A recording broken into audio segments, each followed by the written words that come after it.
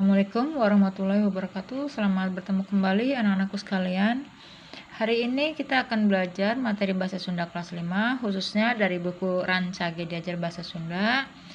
Hari ini kita akan belajar pada halaman 86 sampai 87 ya, tentang istilah dina musibat alam.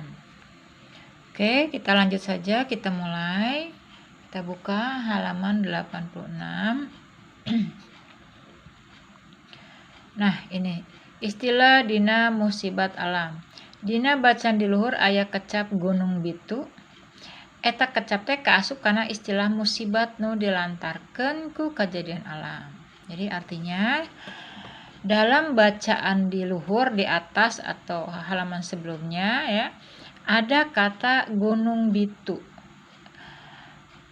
Eta kecap atau itu kata termasuk dalam istilah musibah atau musibah nu dilantarankeun yang disebabkan ku kejadian alam.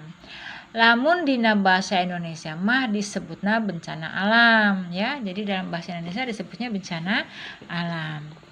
Ia dihandap aya sababaraha istilah nu patali jeung musibah alam ya. Di bawah ini ada beberapa istilah yang berkaitan berhubungan dengan musibah. Contohnya ada urug, kahuruan leuweung, ada lini, tsunami, sasalat, cah dengdeng, ada hujan angin, ada usum katiga, ada angin puyuh, ada gunung bitu.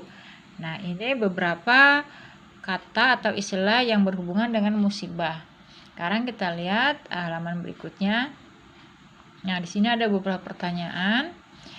Basa kejadian ... loba imah nu ruksak lantaran kentengna ngarapung ka bawah angin. Jadi sewaktu ada kejadian angin puyuh ya, isinya angin puyuh, loba imah atau banyak rumah yang ruksak karena gentengnya terbang terbawa angin. Yang kedua, haseup tina kahuruan leuweung. Jadi asap dari kebakaran hutan di Sumatera jeung Kalimantan ngahalangan titingalian. Jadi menghalangi penglihatan jeung ngalantarankeun penyakit dan mengantarkan penyakit ispa. Yang ketiga, loba imah nu ruksak lantaran katinggang taneuh. Banyak rumah yang rusak karena tertimpa tanah jeung batu, dan batu waktu kejadian urug itu longsor ya. Yang keempat, masyarakat di sabudeureun Gunung Sinabung, jadi masyarakat di sekitar Gunung Sinabung kacida susahna lantaran musibah gunung bitu, sangat susah karena ada musibah gunung meletus.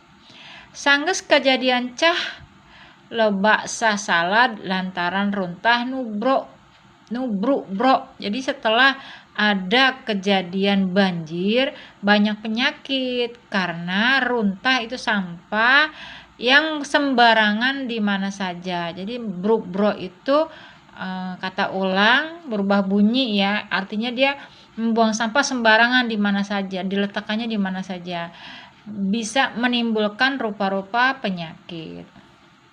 Yang keenam, lamun sanggeus lini laut ngadadak orot urug kudu sayaga bisi aya tsunami. Jika sudah lini itu gempa ya, gempa di laut mendadak ya, orot orang kudu sayaga, kita orang-orang harus siap siaga bisi aya tsunami. Bisi itu takut ya ada tsunami. Nomor 7, cah di walungan belah hilir lantaran hujan di Girang disebut cah dengdeng. Jadi banjir di walungan atau bendungan sebelah hilir lantaran hujan di Girang. Di Girang itu maksudnya di bagian atas ya, disebutnya cah dengdeng itu banjir bandang ya. Jadi ada banjir di walungan belah hilir lantaran hujan di bagian atas, maka akan ada air atau banjir bandang dari atas turun ke bawah besar ya. Nomor 8, basa kejadian lini ketika terjadinya gempa bumi oyag ya. Terjadinya lini itu gempa bumi ya. Bumi oyag artinya rumah-rumah goyang. barang-barang marugrak, barang-barang banyak yang berjatuhan, malah imah ge aya nu runtuh ya, malahan ada imah juga yang runtuh. Usum katiga mah cinyusu loba nusat. Nah, jadi musim kemarau air di Cinyusu ya nama sungai loba nusat banyak yang kering. Sawah gararing, jadi sawahnya kering. Tanah ge bareula, tanahnya belah. Itu matak susah, semakin susah ya. 10. Hujan nu dibarung ku angin gede disebut hujan angin. Hujan yang dibarengi atau diiringi oleh angin gede disebutnya hujan angin. Nah, anak-anakku, ini 10 istilah yang terdapat dalam kalimat musibah alat ya, musibah alam.